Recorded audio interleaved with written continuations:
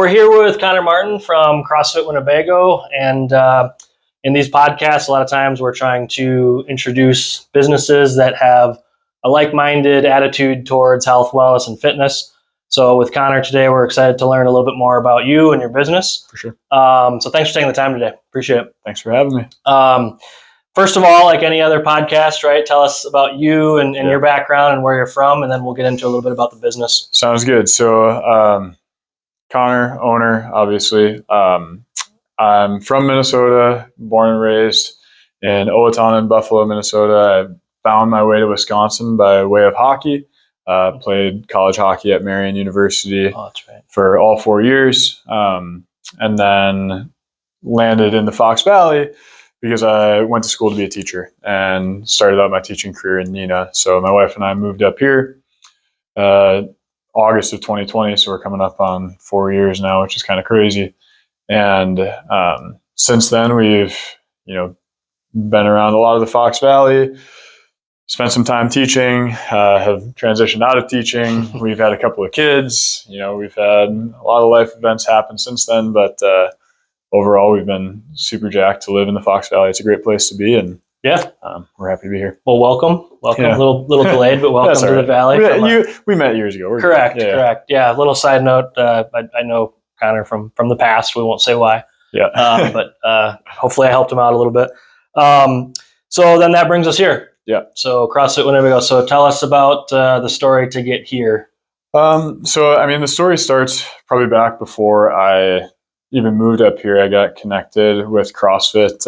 Like a lot of people, I watched the documentaries on Netflix and thought it looked wild and crazy. And I'd never really had any meaningful connection with fitness other than the sports that I played. Okay. So I played hockey, football, baseball, golf, a stint of lacrosse. And all through that time, I worked out a little bit, but nothing ever really stuck. I never really found a lot of joy in what I was doing. It was all just out of necessity. Training. Yep. And then when I was in college, I got connected with Nick Block down in Fond du Lac at B Athletics, was CrossFit Fond du Lac at the time.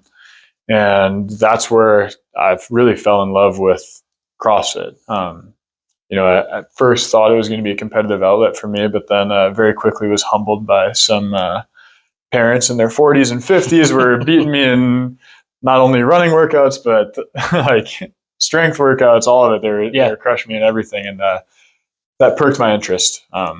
And so did that for a few years down there and moved up here, and we moved to Menasha and noticed early on that there wasn't really anything for CrossFit on this side of the valley. There's, gym on the north side, a couple on the east side, but nothing really between the north side of Appleton and downtown Oshkosh. So the idea kind of grew a little bit at that point. And I started studying more and more about just the health impacts that CrossFit has had on so many people. And so the idea was really born out of utility. Sure. And then some time went. I did some time as a teacher, realized that wasn't going to be something that I could see myself doing for 30 years. Mm-hmm. So I got out of it, tried to be a big hotshot salesman, and that didn't go very well, to be honest. Oh, you left that out of the pre-show notes. So I tried to do some sales. The big idea was that the sales was going to funnel the CrossFit gym at that point. And that didn't work. So I wound up working for a staffing agency for autistic adults, and that's the day job. But what that's afforded me to the opportunity to do is kind of have a flexible schedule. Okay. Which after a few months of that, I kind of realized, like, hey, I think maybe we can take a run at this thing of opening the gym. And so a lot of planning, a lot of research, a lot of prep work, and a lot of faith, honestly. For sure. that if you go at something with your full effort, that the outcome is going to lead to positive, whatever positive is. There's going to be something. We were talking before. I've met so many people just in the last 11 months that I would have never met, and absolutely, if it ended today, that would have been enough. So long story short, came out of utility, but really it's just the intent of wanting to help people. I got into teaching because I wanted to help people, and saw fitness and CrossFit as a different means of expression for that. Absolutely. Okay. So you've been at this location now for... Yeah, I guess we're coming up on 3 months here. No, I think 4 months maybe. We moved in April. Okay. And math is... I was an English teacher, not a math teacher, so... Well, that's all right. Coming up on a year total. Yeah. Okay. Yeah, so we opened in September 4th of 2023. Yep. Okay. So how's it going? Good. It's been awesome. There's definitely been trying months and, trying weeks and trying days, but at the end of the day, we've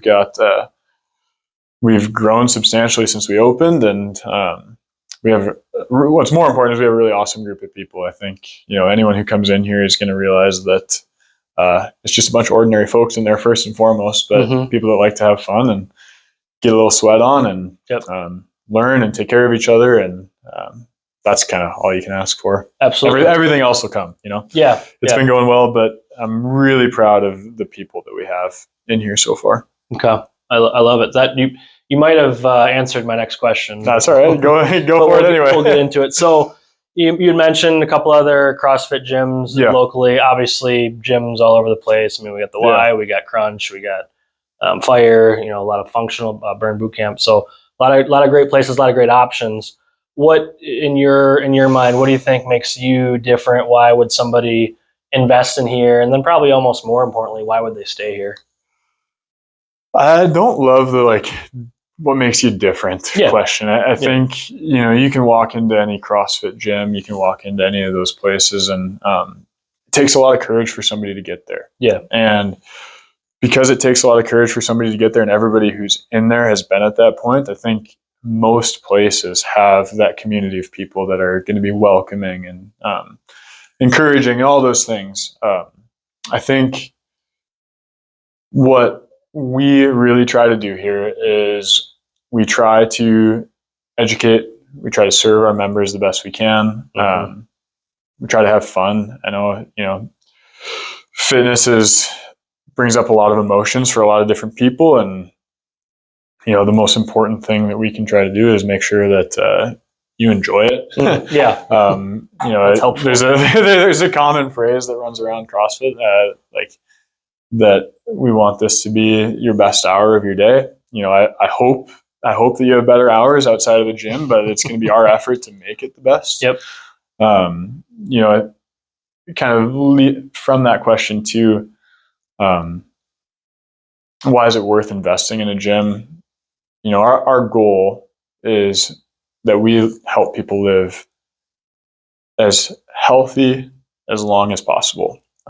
You've probably heard the term health span versus lifespan, and pretty common in the fitness, space. But we want people to invest in their health and fitness at whatever point they're at, and hopefully that's going to give them autonomy to live on their own and enjoy their kids, their grandkids, their great grandkids as long as possible. Yeah.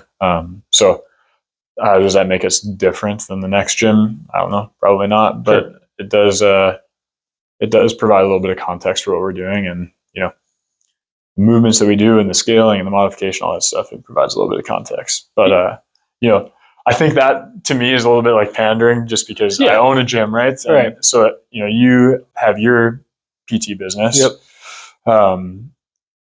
From your side of the coin, what's the value in investing in a gym? Because you do fitness, you do health, those things, but you're not a gym that's offering a ton of group classes or some of the general fitness. So for you and the people that you see every day, where do you see the value in investing in a gym like ours? Absolutely. I mean, I think the number one thing is alignment of values. So you're exactly right that there's gyms all over the place, and what makes us different is it's probably not a great question, right? It's like who is going to align with you is more likely, right? Because we're at our company, we're not for everybody. I wish we were, but we're not. Yep.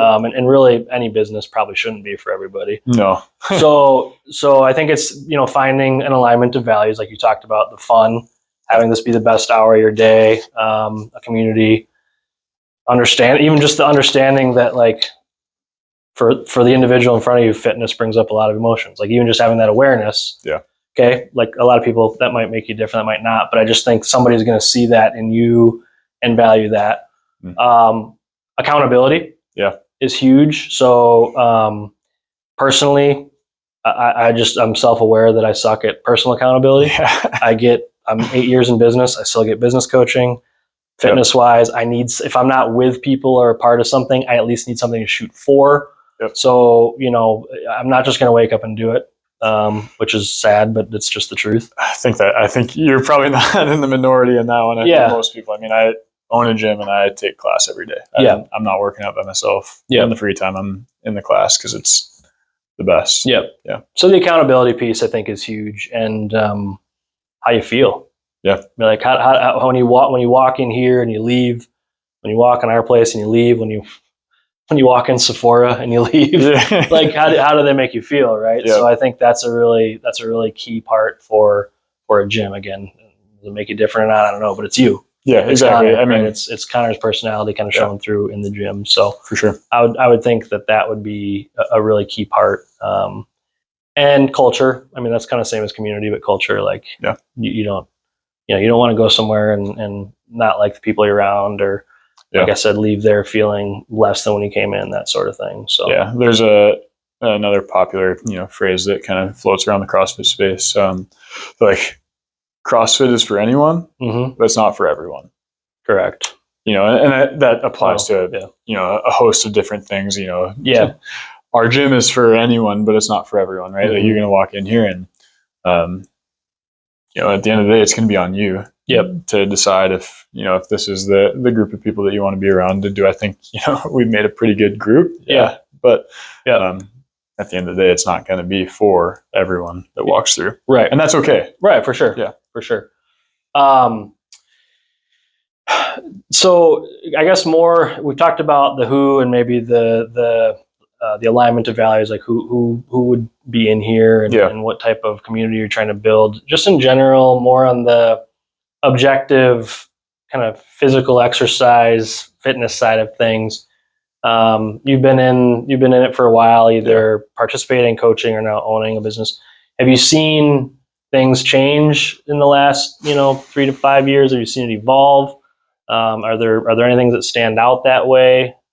And I guess more from an interest standpoint I'm always curious. There's things that I do years ago that I'm like, now that I know what I know, what the heck were we doing? I feel bad, but you can only do what you have the information with for today. So, I'm not too hard on myself, but there are some things where like, boy, I used to say that, or I used to do that. I mean, do you see any of that in the CrossFit or the fitness landscape?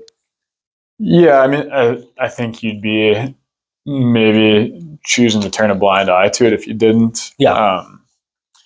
I think first off, big picture, there's been maybe an evolution, maybe since COVID, of like the acceptance of people who are pursuing their health and fitness a little bit more. I mean, I think back, 7 to 10 years ago, that if you were in your 20s going to bed at 9 p.m. and waking up at 4 a.m. to go to the gym 5 or 6 days a week, somebody might have checked you in.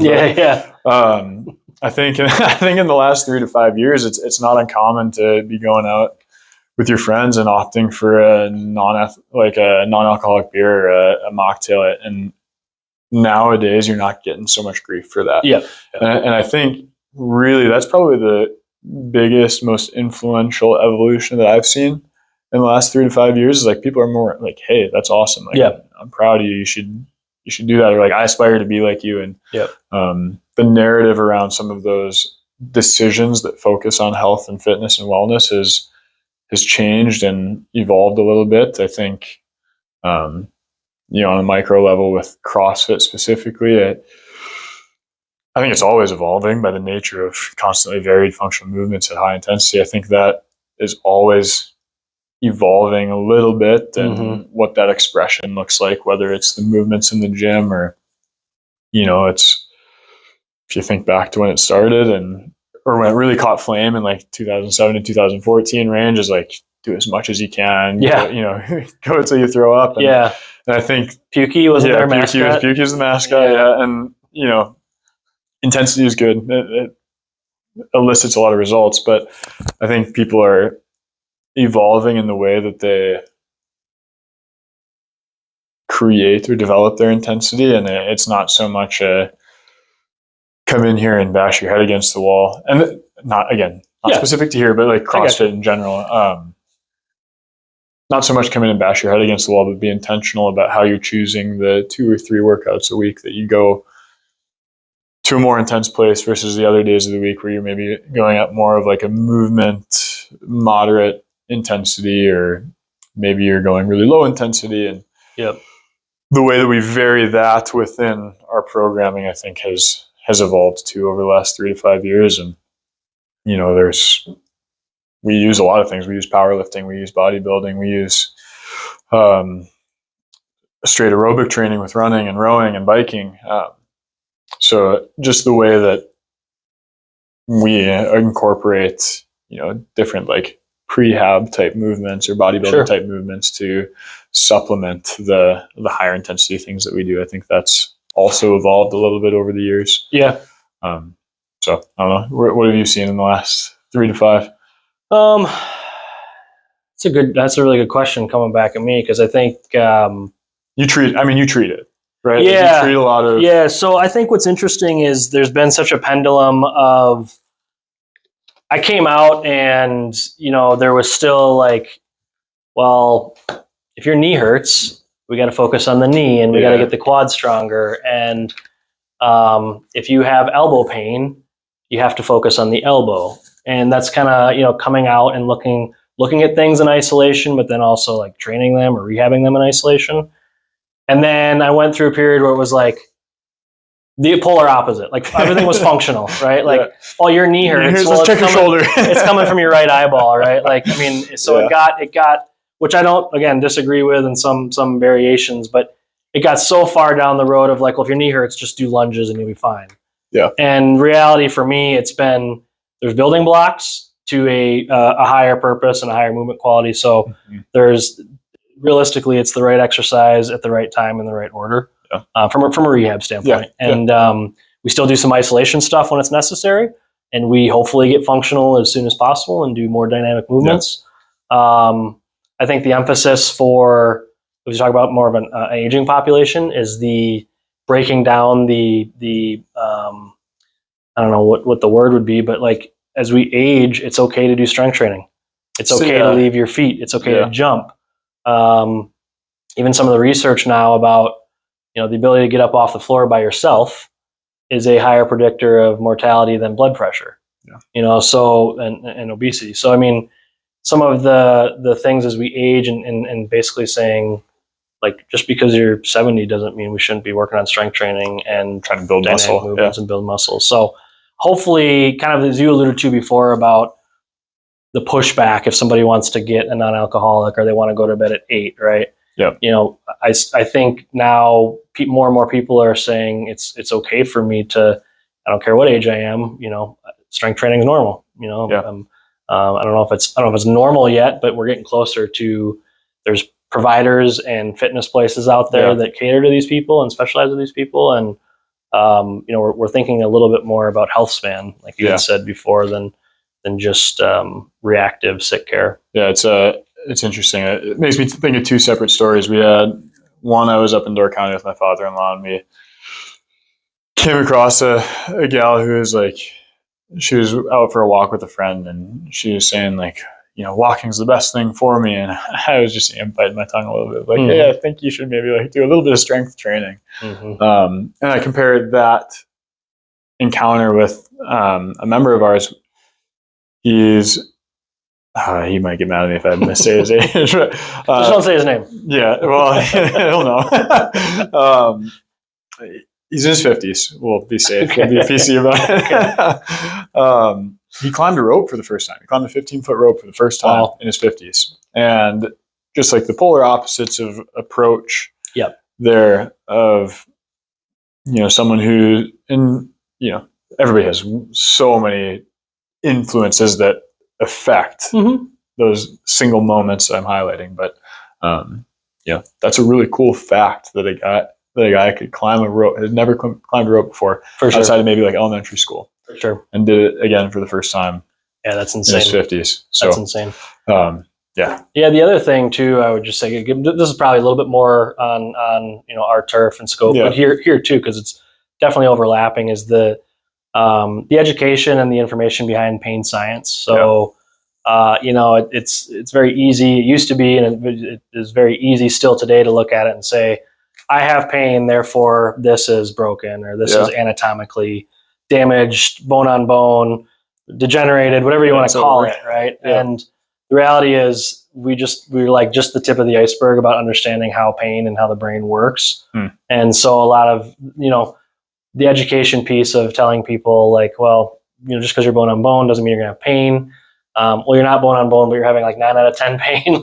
Trying to educate people on that and making it sound in a way where they're not making you feel like you're saying they're crazy. Yep. But there's just so much about pain, which is great at the end of the day, because we can modulate it and we can educate, and people can hopefully take it and run with it a little bit more.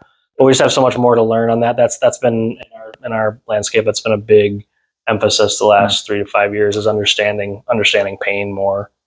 Yeah, and I think that's just adds a lot of value to people being able to express fitness and improve their fitness, right? You think about how many people you've come in that I think I saw a post recently, like someone who thought they'd never deadlift again. Yep. And then you got them deadlifting body weights or something, right? And the work that's doing to increase the greater fitness across the community is super valuable. Yeah. I mean, there is still a very large population. I won't say who, but somebody hurts and people tell them to stop. Yeah, it's over. And it's like the worst possible thing you could tell somebody, and the worst possible thing somebody could do.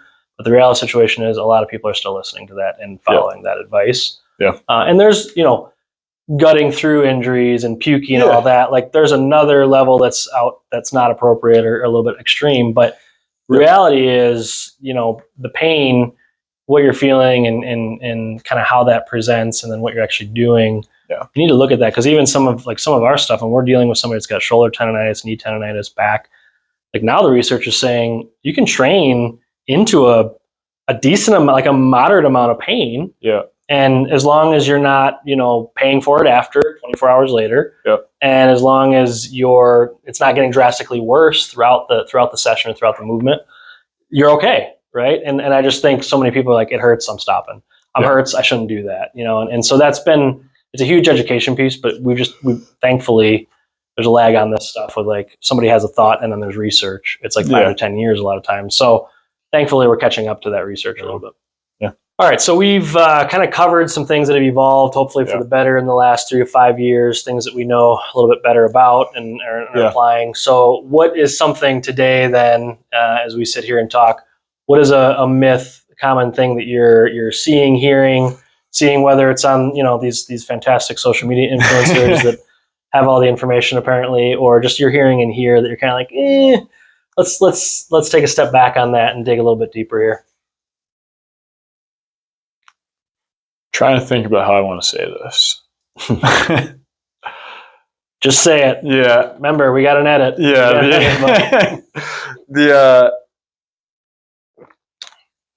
The misconception. I think the thing I wish people knew is, like,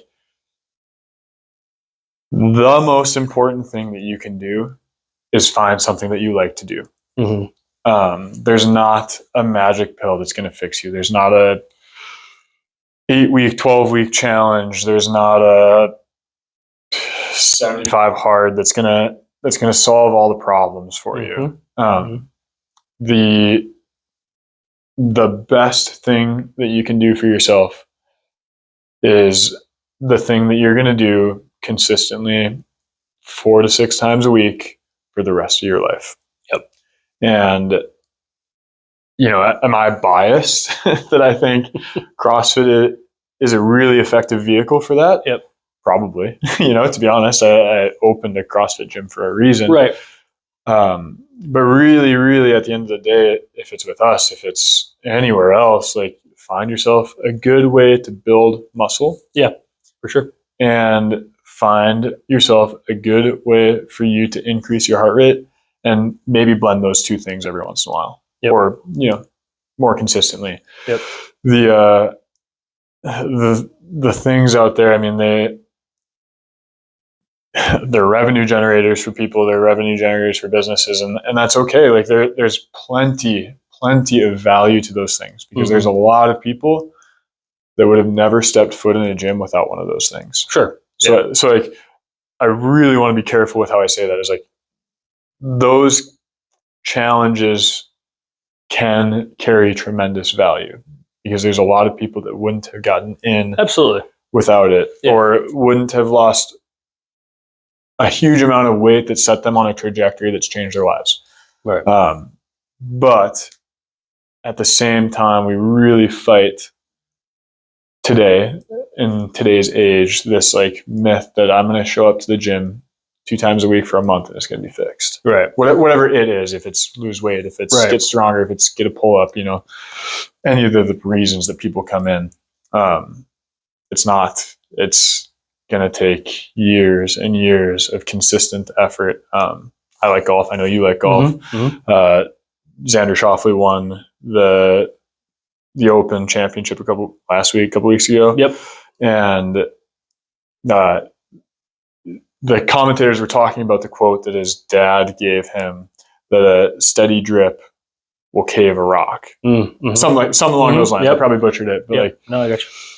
That truth applies to many different things in life. It applies to investing in your finances. It applies to saving money. It applies to fitness. It applies to bettering yourself in any capacity. But really, the misconception or the myth out there is that some quick thing is going to fix and change your life. And that's just not true. It's going to just take consistent, dedicated effort. Yes. And that's what's going to lead to the change over a long period of time. Yeah. And if that's the case, if it's got to be consistent and long, you're going to have to like it. Yeah. I mean, that's hopefully, right? Because otherwise it's a death trap, I think. There's we got to do hard things in life. Don't get me wrong. But I talk to my kids all the time now, like, if you find something you enjoy and you're good at it, or you're attempting to get better at it, that's the jackpot right there. Right. And, fitness, let's use that as an example. There's plenty of people in CrossFit gyms across the world that could never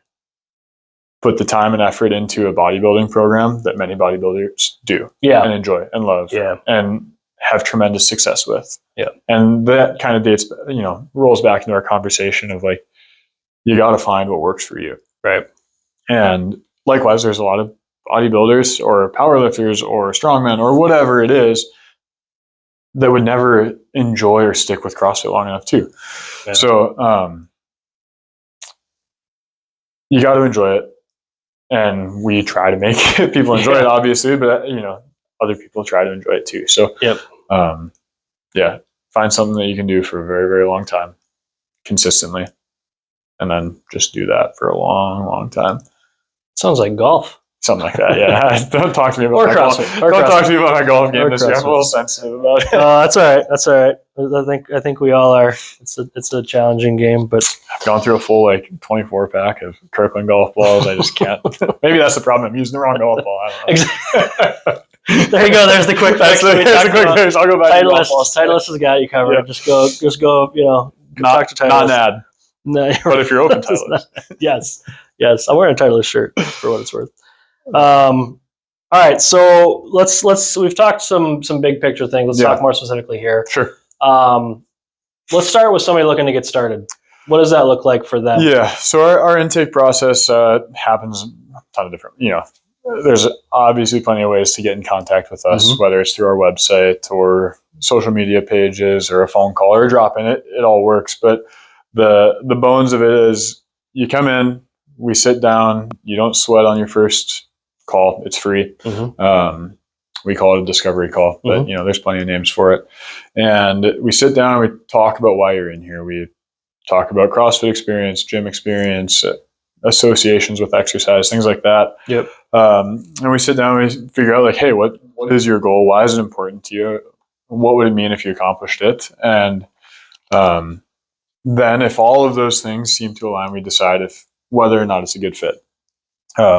if it's a good fit, that's great. We'll get you signed up and we'll get you ready to roll. That comes with an onboarding process where we talk in a one-on-one or a small group setting where we kind of talk about what is CrossFit aside from what the social media influencers try to push, good, bad, or otherwise. So we talk a little bit about that. We talk a little bit about what it takes to be a good member here, and go over some information that's going to help you be successful on day one when you walk in. And ideally, you're feeling like an experienced rookie is probably the best way. Ideally, we'd like you feeling like a veteran, but that's probably not going to happen. Yeah. So we want you feeling like you at least can have some confidence walking in and know that you're going to be taken care of. And then, if you're someone who's more comfortable doing that in a one-on-one setting for the first few times or the first while, we can accommodate that. If you're somebody who wants to take the plunge right into the group classes too, we can make it work. Okay. Really, we come in, we figure out what you want to accomplish and whether or not we can help you do that. If we can, we sit you down and talk a little bit about CrossFit, how that's going to help you accomplish it. And then we either get you going one-on-one or in a group class. Okay. We have people that want to do one-on-one or are maybe coming back from injury, illness, just negative associations with the gym that, takes a little bit of time to build the confidence to go into a group class. Yeah. So we make that happen too. Understandable. And then current class options. Yeah, so we have a 5 a.m., a 6:05 a.m., and then a 4 p.m. and a 5:05 p.m. Okay. Those are like every day, minus just a 4 p.m. on Fridays. And then Monday, Wednesday, Friday, we have an 8:30 to 9:30 a.m. class. Okay. We're in our front entry lobby area for that 8:30 class. My wife comes in and supervises kids. So if it's an offering for parents that have kids that need an hour to themselves, the door's open so you can see your kids or they can see you or whatever, but you still have that space to take care of yourself. And Monday, Wednesday, Friday, you said? Yeah, Monday, Wednesday, Friday. And then we have one big group class on Saturdays at 7:30, closed on Sundays. Okay. Excellent. Yeah.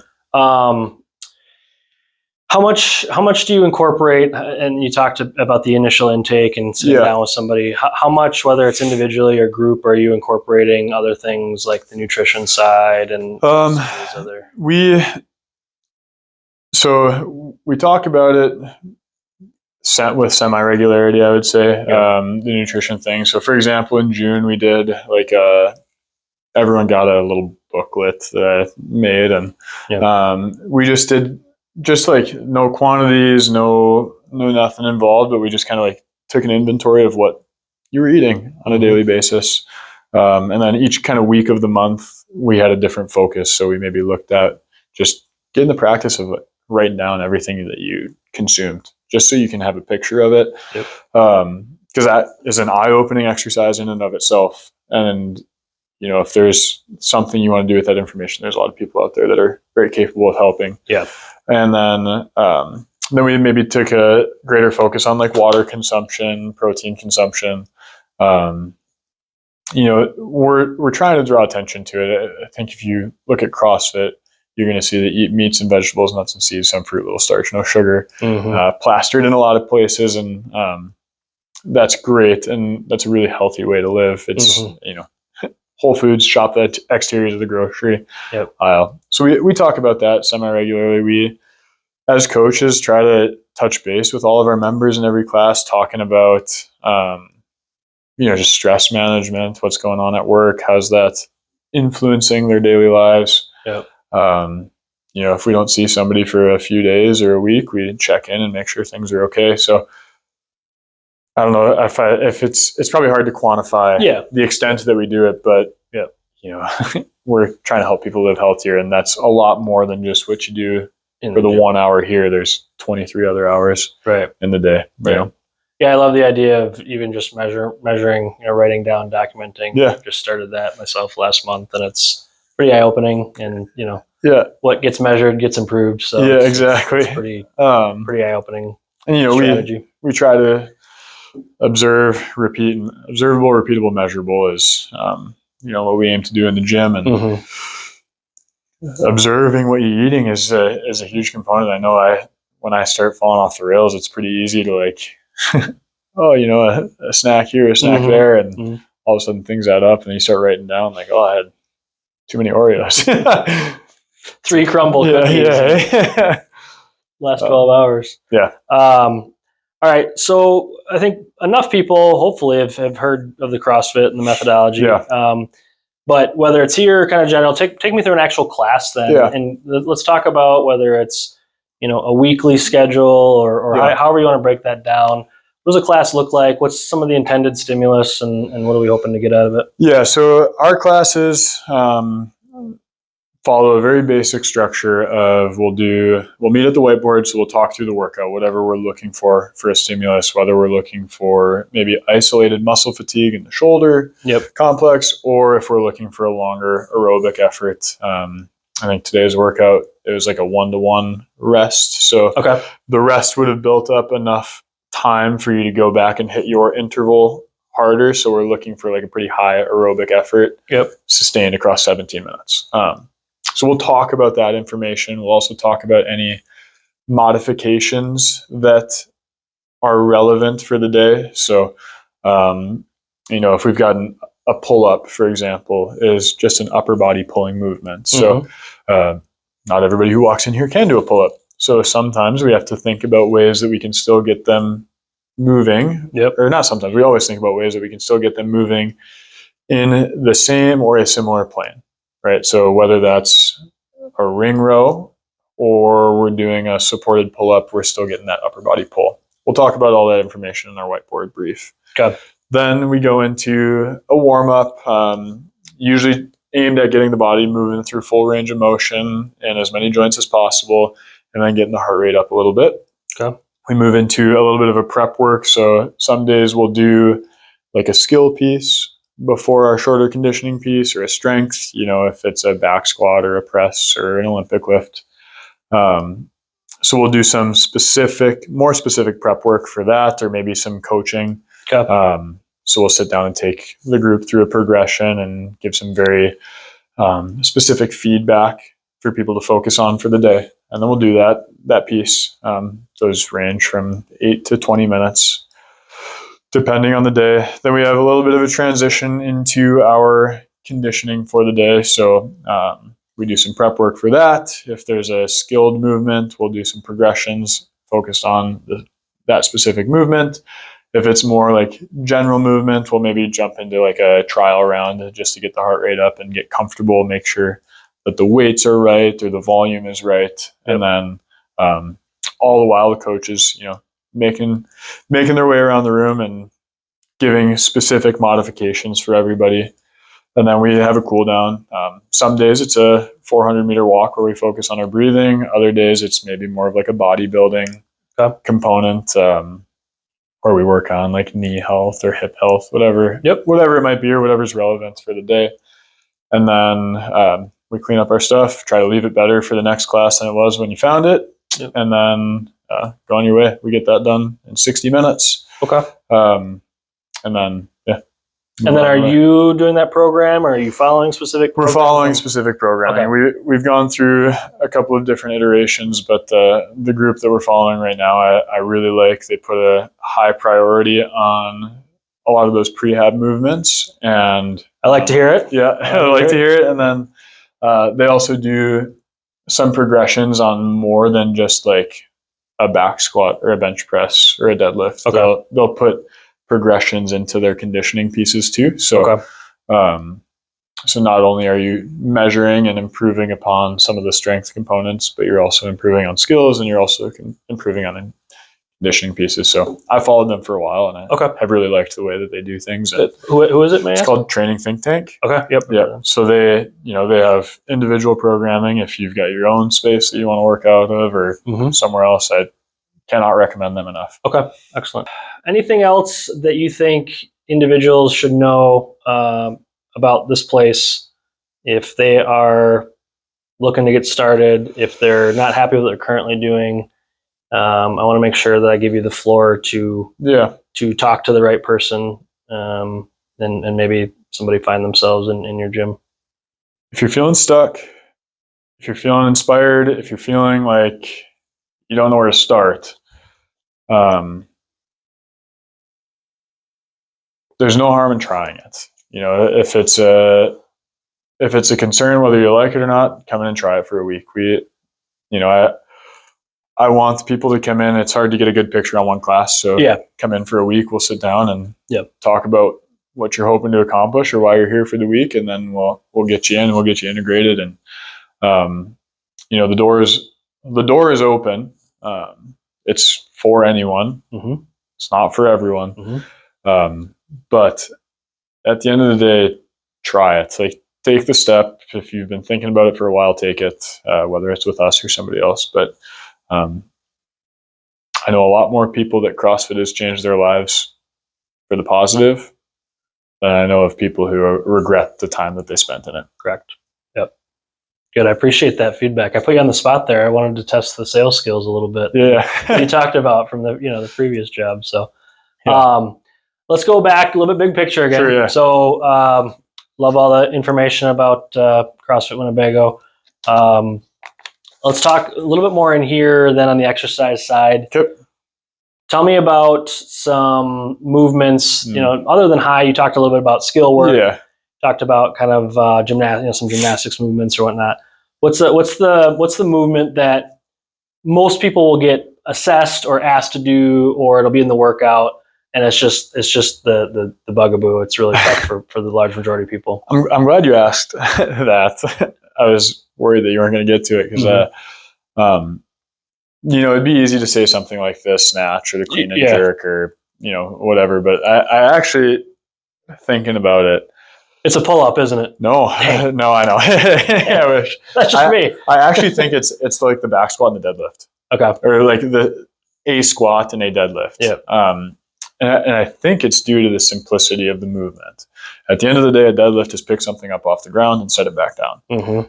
A squat is sit down to a chair or to a target or to nothing and then stand back up. Yeah. But there's so much noise out there about, those two movements alone you could read a lot of books about. Mm-hmm. But there's people that say you should never do them. There's people that say you should only do them. There's people that are going to tell you if your knee hurts, you can never squat again. And they're movements that people have been doing their whole lives in some capacity. Yep. So everybody comes in thinking they do have some existing experience with those two movements, that it becomes challenging to execute the movement in the way that's supposed to be done. We talk about in our gym of like, we want you to move mechanically well, consistently, which will deliver intensity. Mm-hmm. And the nuances with body control in your abdomen and in your abdominal cavity and your low back, to make sure that you're not overextending your back, but you're maintaining a neutral spine, and you're driving your knees over your toes, or you're not over rounding your back, but you're not overextending your back. And I think those two movements really present a lot of challenge for people, just in the sense that, like, they come in with I know how to squat. I've squatted my whole life. I squatted 500 pounds when I was in high school. And it's like, well, you probably didn't do that with full range of motion. Yeah, right. Maybe. Right. Maybe. Right. Some people have, for sure. But other than those two, it's anything that's paired with an assault bike is probably the hardest. Gotcha. If you know, you know. Gotcha. Yes. I don't know. What do you think about those? I think it's a fascinating answer. The deadlift is probably the one to me that is there's for sure the most misconception and bad information around. Yep. In squatting, hopefully, we've come a little bit of ways, just because of things like the knees over toes guy and some of this other. We've come a little ways. I don't doubt that it's still challenging, right? Yeah. And the thing about the squat is you have basically all parts are moving. Things that are supposed to be mobile need to be mobile. Things that are supposed to be stable need to be stable in that movement. So it's tough. The deadlift is, I'm not supposed to do it. Oh, I'm supposed to do it. Yeah. Don't round your back. Round your back. Yeah. So I would agree with the deadlift. I think it is the thing that at some point in our life we had and we lost. Yeah. I suppose. So I think it's interesting from that standpoint that, whether you played a sport or whether you were a kid bending over, picking up your toys, or like we had it, Yep. and then for whatever reason we lost it, and I haven't put my thumb on what that is yet. But people, it's a ingrained pattern that we should have, but just a lot of people don't get. It doesn't motor control wise, it doesn't come out and fully express itself how it should, and it requires a lot of training. And it seems like it should be very simple, but it's not. Yeah, and a lot of patience too. Like correct, just like you said, it requires a lot of training. It requires a lot of patience. Like just to be able to build up weight in a deadlift to demonstrate that control at an increasing level of intensity, I think is integral for people. Yeah. And it's easy to get carried away and lift heavy weight that feels great. And, like you said, is it affecting you 24 hours later? Then we got to have a conversation. Correct. Yeah. Correct. But we use it all the time. Yeah. For of course, I say all this, and we use it all the time. It's a staple in any back health program, and hamstring strains, hamstring weakness, glutes. Of course, everybody wants the booty, so it's good. But we program it all the time. It just requires patience, and there are a lot of people that they're doing it, which is great, but they're not doing it efficiently, and then that's why they're having some problems. Yep. So don't want to discourage anybody from using them, but it's a simple, not easy movement. So right on. What about we touched a little bit on nutrition. Yeah. I guess either whether it's a personal philosophy or people that you talk to and you have those sit downs and those one-on-ones. What do you think outside of the gym and just pure fitness and exercise? What is one of the buckets of health that you're seeing people struggling with, that if they flip the switch with that, it would give them the biggest return? And I ask that from a standpoint of, in our practice, we have the luxury of sitting down with people, spending time with them, and we do more than just pain relief, right? Because there's a lot of, we call them buckets of health. There's a lot of things that play into that, going back to my pain science conversation before. So, we're asking about sleep, we're asking about anxiety, stress, quality relationships. Are you doing things you enjoy? Lifestyle factor, a lot of that different stuff. What do you see? Not whether it's personal philosophy, great, but if it's just things that you're objectively seeing that people are struggling with, and if they just could kind of get over that hump, it would be a game changer for them. I think stress management would probably be, in my opinion, the most important one, because it has underlying effects on all of the other buckets. If you're managing your stress poorly, there's probably a good chance you're making poor food choices. If you're managing your stress poorly, there's probably a good chance that that's influencing your sleep some nights per week. If you're managing your stress poorly, it's probably leading to higher anxiety and more strain on your relationships with the people that you care about. It's probably influencing the way that you're enjoying the life that you walk through. I say that I also deal with it pretty frequently. I see the effects of poor stress management happen in my own life when I'm not doing a great job of it. For me, it influences all of those things, and you don't have to look very hard to see the people that are struggling with that stress management and realizing, that's a good chance that that's leading to some deficiencies, for lack of a better word, in those other buckets. What do you think? I would agree. I mean, it's tough because they all piggyback out, influence each other. Yeah, right? You can make the case that your nutrition is leading to poor stress management and all that stuff. Yeah, I think I would answer it more from a standpoint of what on paper should be the easiest. Sure. I think stress management is probably the most impactful. Yeah. But it's also, I think, very difficult to manage and get under control. Because we have a brain which is designed to tell us that everything's the world's gonna end at any moment. Yeah. So that part's challenging. I think sleep to me is it's our superpower. Like I've gotten to the point where I know exercise is 1A, but some days I'm like, sleep might be 1A/B, and it's almost there's a great book out there called Why We Sleep. A PhD that studies this and actually could put it into layman's terms, did a wonderful job. And I just I got through 2 chapters of that. My jaw was on the floor because it was just like all the things that come off of that, right? And similar to stress management, it affects so many things when you don't have it. Personally, when I do get it, I'm like on another level the next day, right? Like I'm 41 now. I don't know when that switched, but if I don't get a good night's sleep, it's not good. And when I do, it's like I have superhuman powers the next day. And it should be fairly simple. Yeah. But that's the thing is what's the lowest hanging fruit in terms of simplicity? Go to bed a half hour earlier. Go to bed. Don't be on a screen before bed. Keep your room temperature cool. Yep. Only keep the bedroom for sleep and sex. Yeah. Wake up at the same time every morning. I mean, it's relatively simple at the end of the day. We make it hard, but it's relatively simple. That's a good point. To go do better. And I don't know, like the myth in this country for whatever reason that like if you're not grinding and you're getting 3 hours of sleep, you're lazy. It's like who doesn't like to sleep? Just try to take advantage of the research and actually get some R&R. Which is easier said than done. I struggle with it all the time because there always feels like there should be something next to do, or I should be waking up early. And even from a fitness standpoint, it's like, well, it's very unrealistic. I'm going to work out if I don't do it in the morning. Yeah, which means I have to get up early, which means I have to go to bed early, and so it's difficult. But to me, out of all the things, it should be the simplest and the easiest to address. And you could probably make the case too that you start sleeping better and your like stress management skills. But yeah, you're right. But it's the same thing. Like if you're stressed, you're not going to sleep. If you're not sleeping, you're going to be stressed. They just feed off of each other.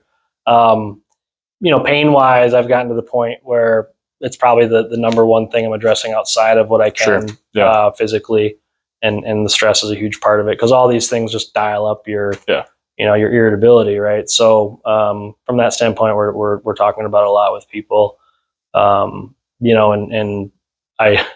I'm careful with some of these comments, but it's like I feel like if people were sleeping as much as they should, I'd probably be, not seeing as many people as I am.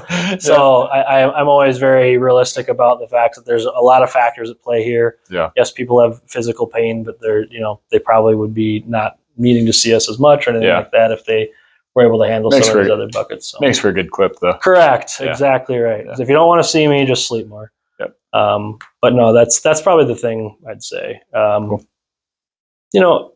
Maybe in the post-COVID world, like community relationships. Oh, for sure. I think some of the stuff you talk about here, the community and coming and having fun. I mean, I think that's huge. Yeah, I think that's huge too. So that's another one. But I'd say yours is probably the biggest domino to fall. Sure. And I would say sleep is probably the thing that should be the most modifiable. Like you could fix it tonight. Correct. If you want. You're probably not going to fix your stress management tonight. Correct. You could definitely go to bed a half hour to an hour earlier tonight. Yeah. Yeah. Set yourself up for success. It seems like the simplest thing to do. For sure. It doesn't guarantee anything, but cool. Good. Well, that's what I got for you. Sweet, man. Anything coming back? What would you say to all the people out there who say they make their PT business on CrossFitters? Ooh. So you know what I'm saying, right? I do. Yeah, I do. I'd be concerned about their business. I'd be concerned about their business. I don't find that. Sure. Honestly, I don't find that for a number of reasons. The first one is that how you go into a situation dictates how you come out of it. From a rehab standpoint, a lot of times. So if somebody has been doing CrossFit for a while, they're much more physiologically prepared for anything that's going to happen. Sure. And therefore, a lot of times they're what we call rapid responders. So instead of something, I strain my knee doing a squat, and then it lingers for 6 weeks, and now I haven't done anything about it and it becomes chronic, they typically turn around either on their own without assistance, because they're so physiologically prepared for that event. They rebound a lot quicker.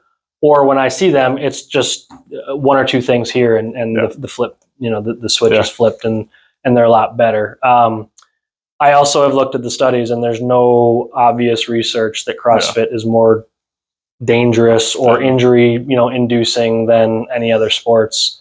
And it's like anything in moderation, right? I mean, so runners, if you don't run, running might not be great for your knees. If you run an ultra marathon every other day, it might not be great for your knees.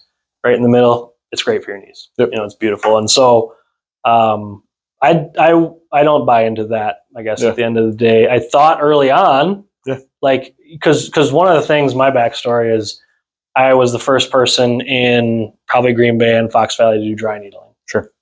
And for whatever reason, I think it makes a lot of sense, but CrossFitters were just drawn to it, right? Because I got to get back in the gym. Yeah. Right. I can't raise my arm overhead, but I want to be back in the gym tomorrow, type thing. So dry needling would give people those quick wins, right? Yeah. So I started out being like, oh, this is great. Like I'm really vibing with the CrossFit community, and it turns out it's not that. It's just that they're that motivated to get back in the gym, so they actually want to do something for it.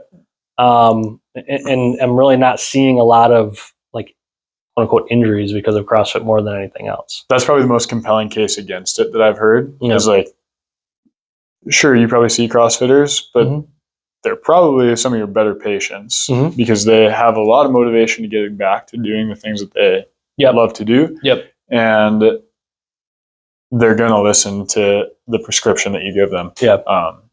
So I like the way you articulated that. Yeah.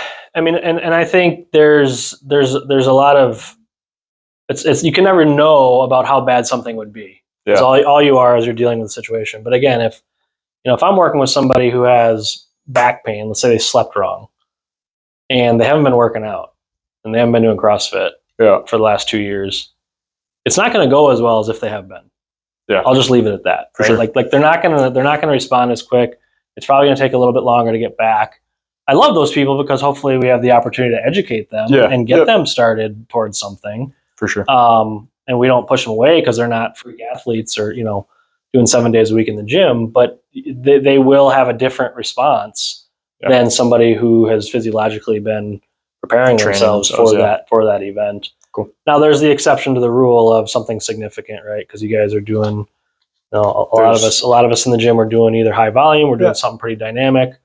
We're trying new things, which we should, so there's a couple exceptions to the rule where you're just going to have those, but that could happen crossing the road. It could happen anywhere. Yeah, it could happen anywhere. So I would strongly say that if you love helping CrossFitters and want to help that community, definitely build your business around it. But I don't think you're just going to be like flooded with people because they're all broken and injured. That's not the case. So cool. Yeah. Anything else about where people can find you? You mentioned website, social. WinnebagоFitness.com, Instagram's Winnebago Fitness, Facebook's Winnebago Fitness. We are CrossFit, but awesome. That's about it. Pretty easy, pretty straightforward. Reach out. We'll get in touch right away and see if we can be a solution for you. And if not, we'll try and point you in the right direction. I love it. And like I said, I've been watching you from afar a little bit. I know we go back a little ways and watching you from afar. I love what you're doing. Thank you. Congrats on all the progress so far. Cool. Looking forward to the next year, right? Year number 2 coming up soon. Definitely. And I really appreciate your time. Thanks, man. Yeah, appreciate it. Absolutely. Thank you.